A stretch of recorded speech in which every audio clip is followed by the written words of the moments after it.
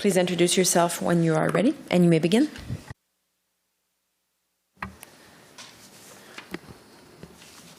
Good afternoon, Mr. Chair, Madam Vice Chair, and Commissioners. I am Jay Thompson, CEO of the Canadian Communication Systems Alliance.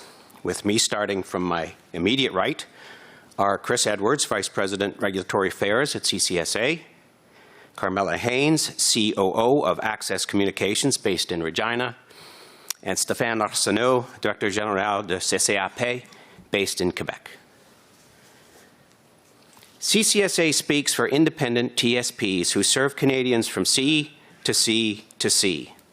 In many rural and remote markets, CCSA members are the only competitors to a single large incumbent.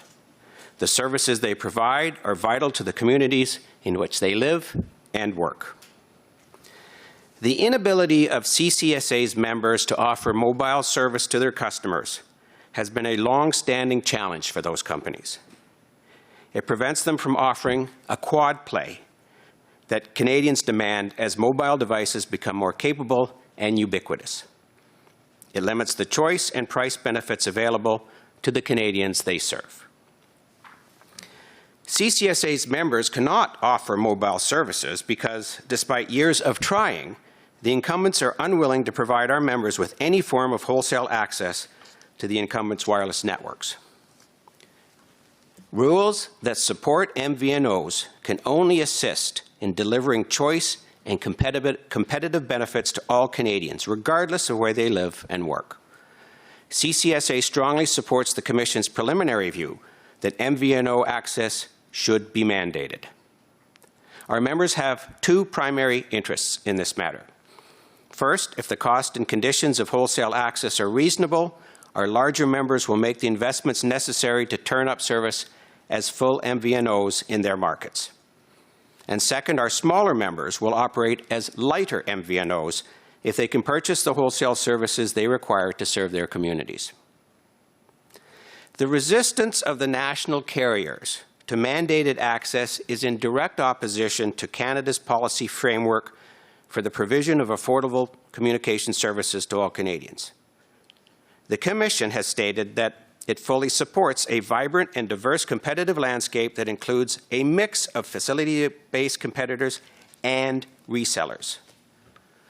The government's 2019 policy direction states that the Commission's regulatory framework should encourage all forms of competition and investment and reduce barriers to entry into the market for TSPs that are new, regional, or smaller. To support those policy objectives, we recommend a regulatory framework which mandates access by full MVNOs, as defined by the Commission, sets tariffed rates and terms for wholesale access, establishes standard agreements for wholesale access, and permits resale of access by full MVNOs. We also recommend that SaskTel be mandated to provide wholesale access to its network. Mandated access to the RANs of the national MNOs is not sufficient to support MVNO entry in Saskatchewan, where SaskTel owns the majority of the wireless network facilities. Access Communications Cooperative Limited was originally formed in 1974. Because we are structured as a not-for-profit service cooperative, we reinvest 100% of our earnings into the communities we are privileged to serve. Access provides over 230 communities with broadband internet, TV, telephony, and security monitoring. In addition, we serve over 160,000 square kilometers with our fixed wireless broadband internet service, bringing connectivity to farms and businesses, cottages and homes in rural Saskatchewan. We get constant requests every year from customers who wish to have their cellular service with Access Communications. Our customers want choice, more competitive prices, and the benefits of bundling their cellular service with us. A cooperative our size cannot build a network to offer cellular services. However, we are very interested in the possibility of offering cellular service as soon as possible and growing toward operation as a full MVNO. Today, the CRTC has two frameworks in place, one for wire telephony and TPIA for internet. Both of these frameworks have allowed for more players, more competition, and more choice for consumers. We encourage the CRTC to put a wholesale framework in place for cellular service that achieves those same objectives. We want to enter the market as quickly as possible for our customers. Therefore, we need the ability to launch initially as a light or partial MVNO, to gain experience, and to move towards being a full MVNO. Being a full MVNO will provide us with the ability to operate with the largest degree of autonomy, with responsibility for all aspects of the operations of our network, except for the RAN.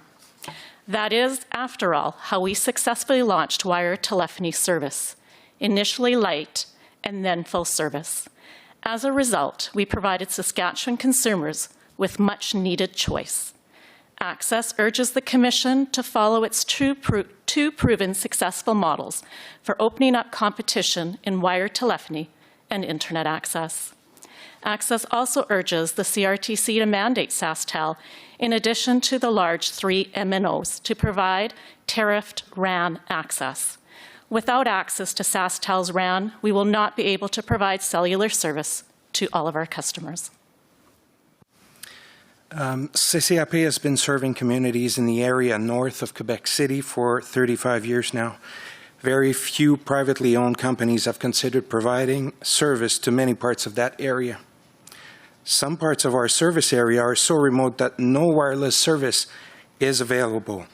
We are installing Wi-Fi access points to strategically chosen locations in order to provide basic Wi-Fi telephony to the population in case of emergencies. Our cooperative serves 18,000 members, over 22,000 homes passed. Our members take any combination of our 3 services, internet, television, and IP telephony. None of the major wireless companies or their flanker brands has a point of sale in our service area. We have been a sale agent for Videotron's branded mobile service for close to 10 years now, and are the only point of sale for Videotron in our footprint. Today, our main competitor is Bell. Only Bell is able to offer the quad play service in our footprint. Our goal is to be able to offer that quad play to our members as well. Many of our members want to have one bill for their main telecom products and to be able to take advantage of multi-service savings. We want to be able to offer these benefits to our customers as a mobile wireless reseller using the services of a willing MVNO partner. We urge the Commission to establish a competitive framework which allows us to do just that. One issue in this proceeding is the question of whether opening of competition to MVNOs will chill mobile network investment by the MNOs. An effective opening of competition in the mobile wireless sector is a rational next step in the decades-long process of opening up competition in the provision of telecommunications services. Despite the repeated warnings of dire consequences by the incumbents at virtually every stage of that process, the results, increased choice and affordability of services, have been good for Canadians. There is a more positive way to look at this matter. Many customers want all of their telecom services from a single provider. The ability to offer mobile wireless service as part of a quad play offering to their customers will help smaller TSPs satisfy this demand. This in turn means an improved ability to invest in their terrestrial broadband networks. The incumbents argue that investment in wired broadband facilities has nothing to do with investment in mobile networks, especially 5G. That is too narrow a view. Canada's overarching goal is to connect all Canadians with broadband service. 5G is but one part of the response to that objective. Fiber networks are critical infrastructure needed for the deployment of 5G service. At first, 5G will be an urban solution. It will remain that way until fiber networks are driven deeply enough out from the urban centers to support 5G deployment in less populated markets. Opening of MVNO competition in a way that enables independent TSPs to offer mobile wireless service will increase demand for wired broadband connectivity. It will enhance those TSPs' ability to invest in extension and improvement of their wired backhaul and last-mile networks. Ultimately, such investment will support the extension of 5G to Canadians in all parts of the country. There is a wealth of evidence on the record of this proceeding to the effect that certain aspects of this market are not, in fact, sufficiently competitive in their current state to properly protect the interests of users. To date, competition in the mobile wireless sector has failed to create a vibrant and diverse competitive landscape. We ask that both the incumbent national MNOs and SaskTel be mandated to provide RAN access at tariff rates and terms, buttressed by use of a standard industry agreement for the provision of such services. We also ask that the tariff provision of RAN access expressly permit resale of such access by MVNOs. That's our presentation. Thank you very much for your time and attention. We'd be happy to answer your questions. Thank you. Thank you very much for your presentation. Let me begin, perhaps. Mr. Thompson, you just, in I guess paragraph 37, you just made the point, in your view, there's a wealth of evidence on the record demonstrating that the market's not sufficiently competitive and that we lack a vibrant and diverse competitive landscape. I assume you've been following the proceeding, and you will no doubt have noted that a number of parties, including yourselves in your May submission, submit that retail wireless rates are higher than rates for similar services in other countries. If you've been listening to the proceeding, you will have heard, in particular, the national MNOs we've heard from thus far, questioning the relevance of some of those international comparisons and even the validity. Given what you've heard to this point, or let me rephrase it, is there anything that you've heard that changes your view on that particular point? The short answer is no, Mr. Chair. Fair enough. Short answers are sometimes sufficient.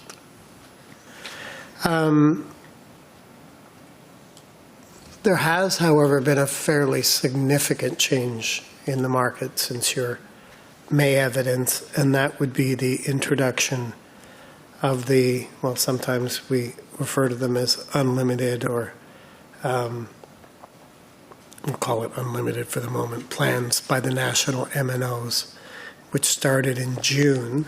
Certainly there's been some discussion about how significant a development the introduction of those plans are. Do you have a view on that? For those of us who are paying for the mobile services that our children use, I certainly welcome. Just most of us, I assume. Yes, I certainly welcome those unlimited plans, and I understand that they've become quite popular. I also heard discussion earlier in this proceeding that they're not as significant a competitive addition to the marketplace as maybe some might think they are, just given the limitations on bandwidth that are tied into the unlimited plans. But that being said, it's certainly a step in the right direction. We welcome, as consumers, any new plans that are consumer friendly, but in itself, also combined with price drops that have arguably occurred, it's still not enough in our minds. And perhaps some of my panel colleagues could speak to that. I think I would just add that we haven't seen evidence that of which I'm aware that introduction of those plans has fundamentally altered the competitive landscape in terms of market share and subscribership across the industry. And you know, certainly our understanding is that the three incumbents still have well over 90% of market share in the business. And I guess we listened to the presenter one before, the one that just appeared, and we didn't hear much that we disagreed with in his assessment of the existing market. Thank you. So you obviously support the introduction of wholesale MVNO access. What impact do you see that as bringing to address the concerns you've just described in the marketplace? I think this would be a great opportunity for for our members to weigh in, because they will be in the marketplace themselves.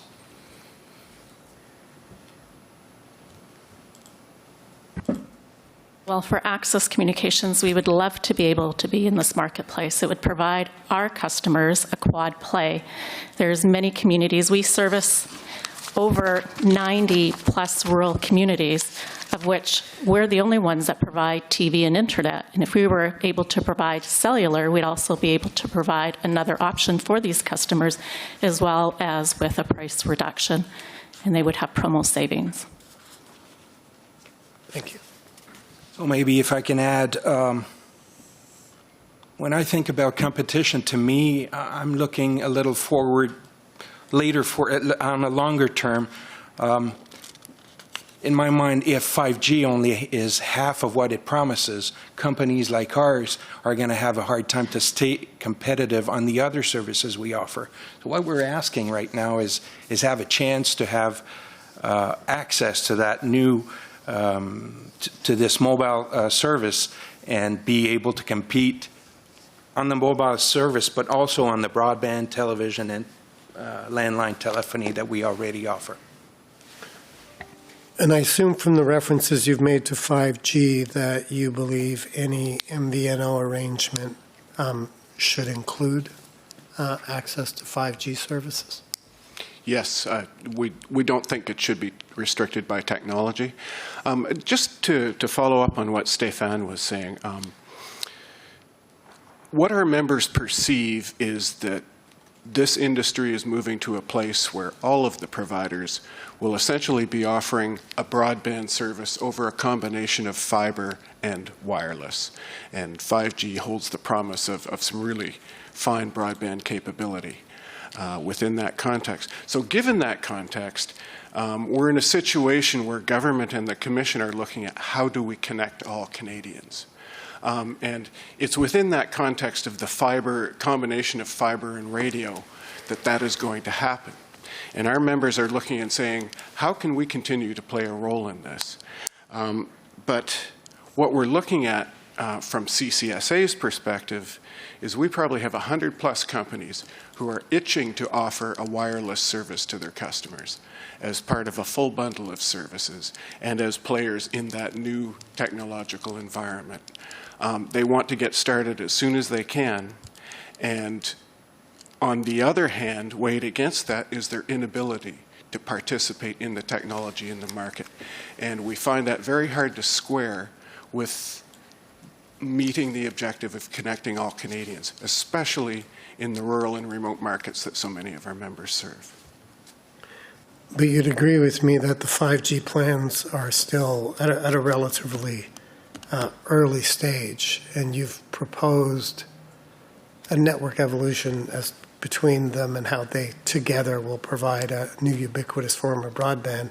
Certainly isn't clear to me, at least. But you've suggested that we have a tariff establishing terms and conditions for the MVNO. How do we deal with 5G when we don't even know what it looks like yet or the costs are? Yeah, I would accept that concern, and in discussions we've had around the table, LTE is the place to go right now because that's what's available, I think. But what our statement would be that as the technology evolves and as the tariff evolves along with it, that would be captured at some point. The point for us is not to be shut out of the availability of that technology when it's there and ready. And could you not, assuming that the industry department makes spectrum available perhaps in a different way, smaller scale, smaller tiers, is that something that would interest your members, obtaining spectrum and building up for themselves? For some members, yes. I think that would be very much of interest. And, you know, the Tier 5 subdivisions, we have yet to see whether that will be affordable at the sorts of scales that our members operate, even the larger members like Access. We'll have to see what that is. I'm very interested. I've been watching the American Citizens Band Radio shared spectrum model, and we've also suggested to ISED possible sharing models other than that, spectrum as a service, those sorts of things. So we are very interested in exploring ways that our members can get spectrum that they can use themselves. Then you follow on with the whole question of how do you build the other facilities of our RAN, obviously a very expensive proposition. But yes, the members are very interested in acquiring spectrum and deploying that. Thank you. Paragraph 4 of your submission, you note that despite years of trying, incumbents are unwilling to provide your members with any form of wholesale access. And again, earlier last week, Distributel indicated that it too had attempted to negotiate MVNO arrangements, but the MNOs, in their view, were not interested to negotiate such an arrangement. Can you just tell me a little more about your members' attempts to negotiate an arrangement? Back in 2014, for the previous proceeding that looked at this issue, we provided evidence as to the attempts that our members had made to connect with the MNOs and to start negotiations on MVNO access, and the failures that transpired as a result. They got nowhere. Since that time, it's been clear that they're still not going to get anywhere. So nothing has changed in that respect. And to our knowledge, our members have not renewed those attempts to try to negotiate because they already see the writing on the wall. If I can just add, as CCSA, since the last time we appeared, and we gave you evidence as in response to an undertaking we took at that 2014 hearing. So that's on the record. We can provide it if you wish it. So that was everything up to the time of that hearing that we discussed as CCSA. I meant more recently, as opposed to 2014. Right. So as CCSA, since that time, we really haven't re-engaged those discussions. I do believe a couple of our members continue a dialogue with some of the MNOs. I'm thinking of Novus Entertainment, and I think Access has probably had some discussion as well. But it hasn't, from a CCSA point of view, it hasn't been something we've organized. Maybe I can add, if you wish, if I can. As I stated in my oral remark, initial remark, we've been an agent or a point of sale for Videotron for close to 10 years now, and it was a way for us to have a foot in the door and maybe be ready whenever they'd be ready to open up and maybe offer us the possibility of reselling their service and bill the customers on our own. But since then, there's always been excuses. We're not ready. Let us start. We're not there yet. And today, it's still the same answer. So, thank you. Just returning to the 5G deployment issue and investment in rural areas more generally. I mean, one of the challenges is building out RAN networks and in rural areas.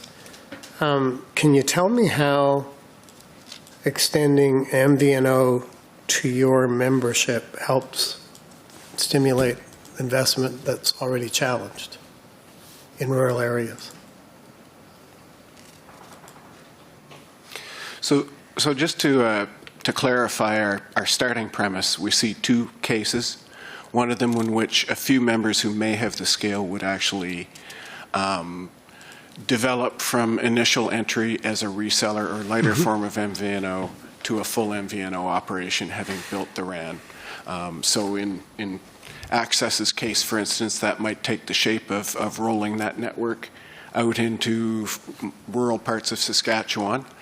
The other premise from which we proceed is that we see a need to have partners, full MVNO partners in the field from whom our members could purchase wholesale services. And so we see that as a way for some of the smaller members in particular to at least get into the game of offering wireless. Now, as far as investment in 5G networks, don't know if those people would ever get there. That's a big proposition. But Stéphane, you were making some remarks about how you might deal with 5G in your market, I think. No? Okay, I'll let that But alone. still, I guess I'm trying to focus on the actual deployment of further facilities, whether it's you're obtaining it from an MVNO or you're obtaining it from one of the national carriers. One of the challenges continuing to extend service in rural areas. And I'm just trying to get my head around how your members making use of MVNOs is going to help ensure there's sufficient investment in rural facilities. Well, access, we have invested in rural communities, and we continue to invest in rural communities. We have services now. I know it's a different product line, but in our TV, it is just as good as quality as the packaging and pricing that we have in Regina. And we intend to do the same thing in regards to, if we got cellular, is to provide these rural communities with the same level of service. But for us to do that, we're going to have to get onto the round of SaskTel. Okay. Thank you. Just changing subjects a little bit, you've probably heard quite a bit of our discussions about low-cost plans. What measures do you envisage, what measures do your members envisage taking in terms of making available more affordable service to low-cost services to low-income Canadians? Maybe I'll start this one off and then let the individual members comment. But we're a cable organization originally. I extrapolate from our experience in TV first. When Skinny Basic came out, our members, who as a general proposition tend to serve a rural, more senior, very cost-sensitive demographic, jumped all over the opportunity to offer Skinny Basic at a low price to their customers, and used it as an element of their competitive advantage and their relationship with their customers. I would expect to see the same thing in the wireless services. It is a price-sensitive demographic, and our members are very highly attuned to that. So. Well, in regards to us, we just had to offer Skinny Basic in our license system, Regina, but we offered in all of our systems across the province a Skinny Basic. In regards to the connected families, when we weren't part of it initially, we weren't asked, but as soon as we found out about it, we got ourselves on board, and we also offer that service as well to all our customers that are eligible for it. So I'd echo that. On the Skinny Basic, we're not mandated to do so, but we chose to do it nonetheless to stay competitive. On the Connect Canadians, we chose to step on board as well. We also, on the telephony side, introduced maybe a year ago a plan that's $10 tax included. So I chose that small players can do the necessary work to help low-income families. Thank you. Changing subjects somewhat. Again, if you're following the proceeding, you will have heard several of the discussions we've had about the model put forward by the Competition Bureau. What are your general views about that model? Well, the starting point is that the Bureau's model relies entirely on the regionals as the form of competition, which is entirely contrary to the position we're putting forward, is that our members should have the opportunity to provide a competitive service, and in doing so would generate the benefits for Canadians through the bundling opportunities and through other means of addressing pricing needs, packaging needs, and so on. But it would extend to anyone who obtains spectrum. So if your members are interested, if some of your members are interested in obtaining spectrum, would that not be relevant for them?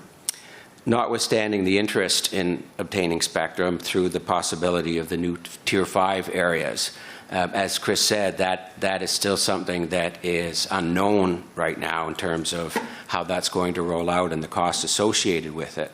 Up till now, our members have not been in the position to afford spectrum, and we don't anticipate that that would change going forward unless those Tier 5 rules are particularly favorable. So you don't think the Bureau's proposal on its own would stimulate or increase interest on the part of your members in obtaining spectrum? No. What about if that model were expanded such that the regional MVN, the regional facility, if you took the Bureau's model and expanded it such that they were able to act as an MVNO outside of their licensed territories? Does that seem more attractive to you and your members, recognizing it's not the same as your position? I think going back to the premise I articulated a few minutes ago, that one of the primary aims of our members is to find partners from whom they can, or with whom they can engage to provide wireless services, yeah, that would be a more attractive proposition.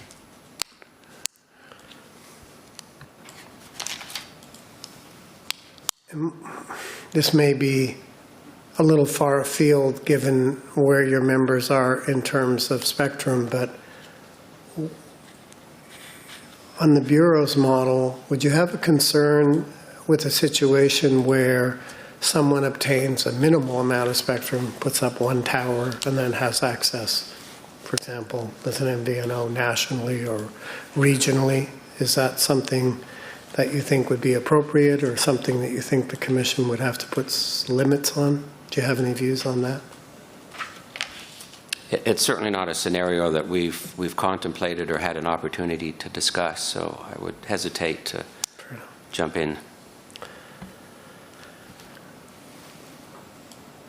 If we are to go ahead with MVNOs, let's say full MVNOs for the moment, do you think it's necessary to add any eligibility criteria or restrictions? Again, something you've no doubt heard us ask a number of parties.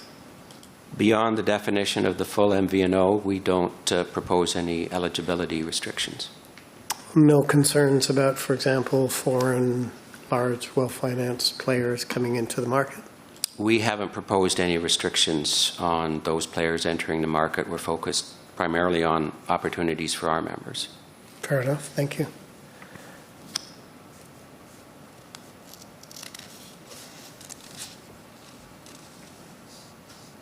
Going to the tariff that you propose for a second,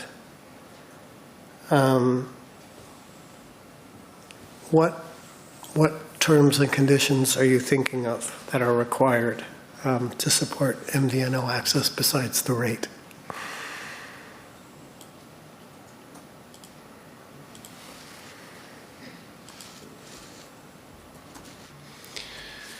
I guess the fundamental prospect is access to the RAN at a just and reasonable rate, I guess, if we can put it that way. Certainly in our earlier submissions, we have talked about some of the functionality that may also be required in terms of handsets are obviously concerned to us, so some requirement to beyond an initial exclusivity period, provide handsets on an equitable basis.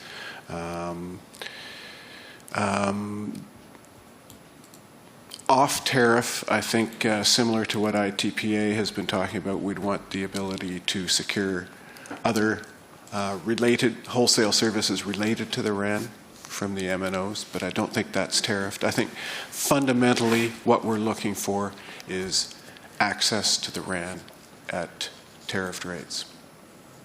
And what would your starting point be? Would it be the current roaming tariff? We've had a fair bit of discussion about that. We had been thinking that one of the concerns that our members would have is that in order to go forward with the investment in building what has to be built here, you require certainty as to rates. And so when we had thought about interim rates based on a roaming tariff, we were concerned with the uncertainty and that people won't invest until they actually know what they're going to have to pay. Having said that, we listened to the presentation too before us about the question of the retail minus model. And we had tended to stay clear of that for reasons of its potential complexity. But in the way it was described half an hour ago, if there was a way to do it simply and quickly, based on a national bottom line rate, that could be an attractive way to proceed. Do you have a proposal for how we can do it simply and quickly? I'll leave it to the guys who suggested it. I am all ears. I have nothing more to add beyond what those presenters said. What about retail minus? You heard our discussions, I assume, today and last week. What do you think of retail minus as a possible approach to setting those rates? I think that was the point I was just making, actually, is that if it's possible to do it simply, it's actually quite an attractive proposition. But you're one, and any details as to what rate we use? Well, and this is probably the difficult part of it, is it's not necessarily the lowest posted and marketed rate. It might be the lowest rate that's actually given to customers, and then you run into questions of how do you find that out and how do you use that in a public way that you can establish in a tariff. So that might get a bit complex, but a single rate as a benchmark makes a certain amount of sense to us. You suggested that both tariffs and standard form agreements are necessary. Is that correct? Shall I? So our concern here, the MNOs and the regionals actually have taken the position that access should simply be a commercial negotiation. We've obviously suggested there needs to be a tariff backstop to that. We have a lot of experience on the broadcast side with dispute resolution and arbitration, and we know that as smaller players, that's a very difficult place to be when you're arrayed against the power of the national incumbents. And so we think that much as the Mali does in the wired telephone environment today, a standard industry agreement that sets out the default terms for interconnection would be a very useful tool. And in the event that we could not negotiate, and we expect that we will have a very, very difficult time of negotiating terms with the MNOs, if at all, that the ability to revert to an agreed standard industry agreement would be a very powerful tool. Sorry, I think I'm missing something. If we have a tariff and we have terms and conditions set out in the tariff, what's in the agreement that's distinct from the tariff? It might be some of those other non-tariffed services that go with the bare Can you RAN give me access. an example? SIM cards, handsets, those sorts of things. Okay, thank you. And also methods of attachment. I think most of that would be in the tariff itself, so maybe I'm misspeaking there. You're talking about attachment to support structures? Or interconnection to the facilities and so on. That would be part of the tariff. Okay, thank you. You propose that in addition to the big three, the MVNO requirement also apply to SaskTel. Your submission is because it has the most extensive coverage in Saskatchewan, but isn't the issue as to whether or not they have market power? And I have not heard much discussion thus far that SaskTel has market power. Can you tell me on what basis we would make that determination? I was reading, I think it's in, I'm trying to remember the reference, that SaskTel does in fact have 60% market share, and that does meet the test for the Bureau's review threshold, so that perhaps that's the answer to the market share part. In practical terms, if I was to look at it as access communications, I would say, if I'm going to get into this business, how do I actually get to the facilities? And we understood TELUS earlier in the week to say they did not have the ability to provide MNO access under their agreements with SaskTel, and I think we've also seen that in written RFI responses from the MNOs. So if SaskTel owns 90% of the facilities in the province, 60% of the subscriber share, I think we see the case there for imposing the mandate on them. But you are saying that 60% market share is sufficient to make a determination that they have market power throughout the province of Saskatchewan? I'm struggling to remember the reference where I read that, but I did. It was it was a report in the Chen report that indicated that they had over 60. I believe the number was over 65% of the market share. Yeah, no, I understood they had that market share. I'm just trying to understand. That's one of the Bureau's thresholds, but you're saying that market share, in your view, is sufficient to make a determination that they have market power. I would say in the province of Saskatchewan that they do. Okay, thank you. Now that I'm reminded, I'm quite sure the Chen report made the assertion that with that 60%, that passed the test for market power, in accordance with the Bureau's thresholds. I guess my last question for you is, I understand, and you've explained how an MVNO arrangement will benefit your members, and your members are certainly invested in the communities they serve. But can you give me examples of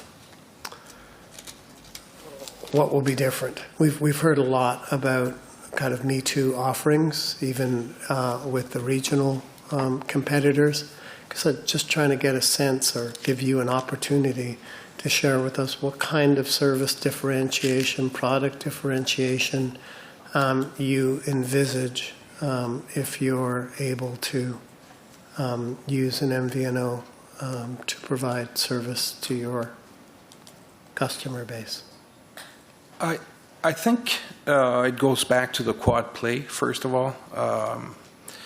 Again, in our footprint, where only Bell is able to offer 4 services to the customers. So if Videotron or Rogers or TELUS or us, we cannot offer all of the services to the customer. So I think that's one place where telecom providers like us can help. You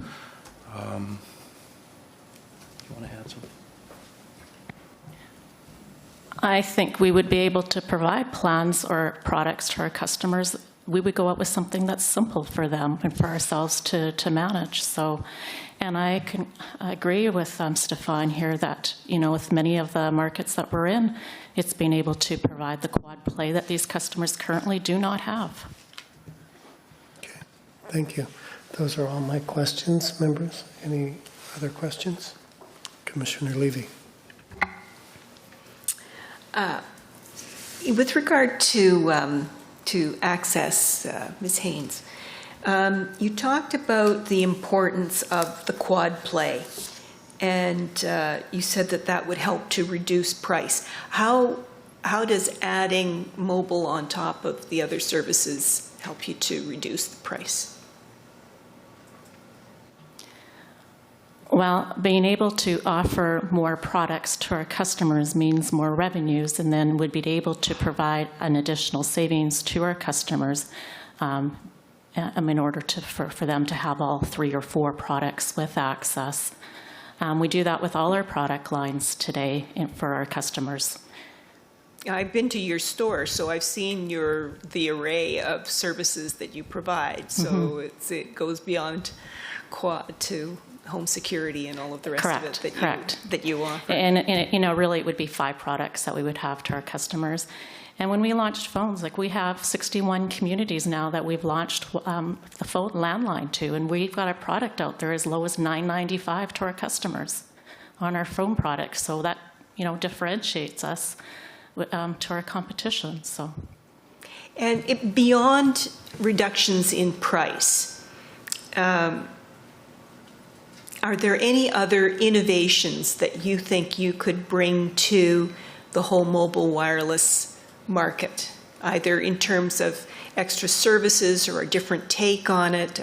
As an example, ExploreNet in Manitoba has a data rollover, which is in sort of an innovation that they brought to the market. But can you think of any innovative market segments or market approaches that you think that you could bring to your customers?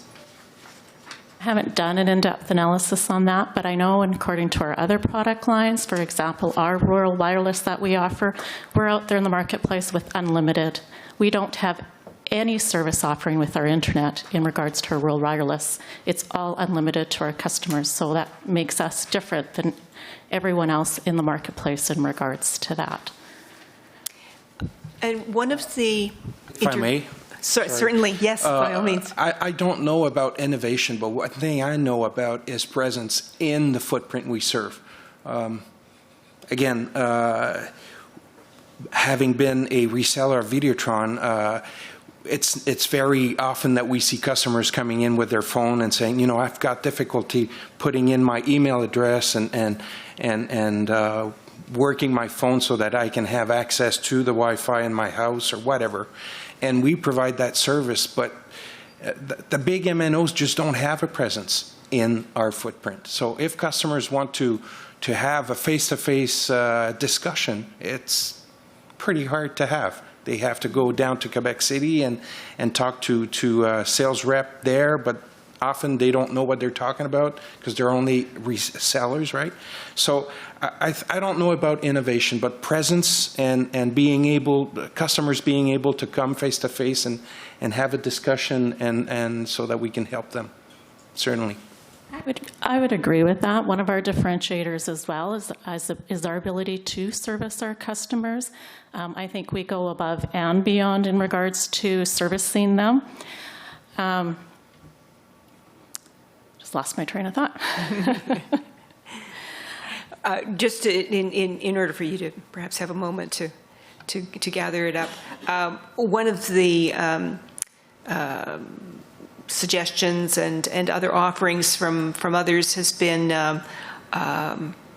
you know, the idea of using some of your power in your communities to offer, you know, free handsets, that kind of thing, to people who may not be able to afford them, in order to spread the ability for a lot of different people to access mobile wireless. Now, of course, you don't have that yet, but is that something that, in terms of trying to reach a very basic low-cost offering, is that something that you think would work in your markets, would really help a segment of the population that isn't being reached yet?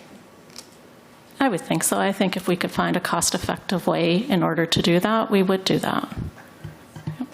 Okay, thank you. Thank you. Thank you very much for your presentation and your responses. We will take 10 minutes to set up for the next intervener by Skype. Thank you.